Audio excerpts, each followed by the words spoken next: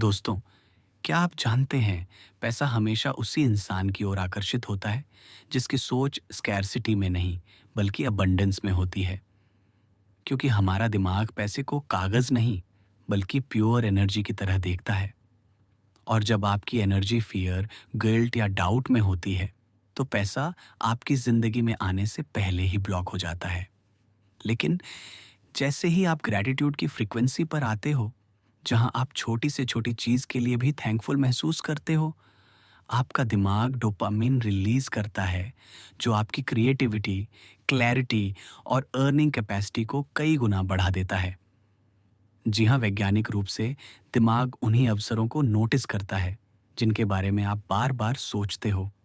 इसलिए जब आप अपने आप को एक मनी मैग्नेट की आइडेंटिटी में देखते हो, विजुअलाइजेशन के जरिए अपने भविष्य के अमीर रूप को अभी के समय में सच मानते हो, तो अवचेतन मन आपकी एनर्जी को उसी वाइब्रेशन पर अलाइन कर देता है और यूनिवर्स आपको वैसी ही परिस्थितियां, मौके, आइडियाज और लोग भेजना शुरू कर देता है।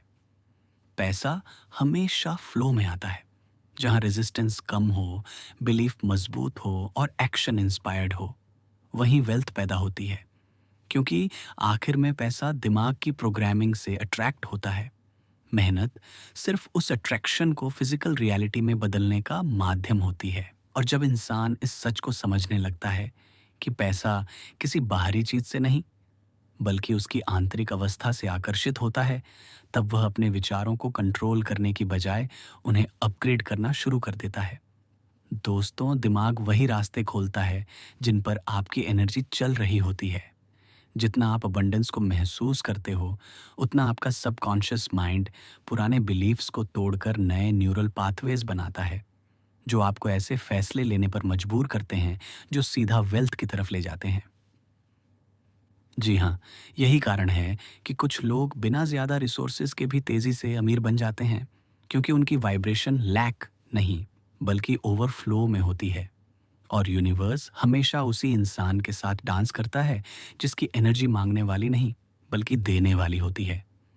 क्योंकि गिविंग फ्रीक्वेंसी सबसे पावरफुल मैग्नेट है जो अपॉर्चुनिटीज, वेल्थ और सक्सेस को खींच कर आपकी जिंदगी में भर देती है।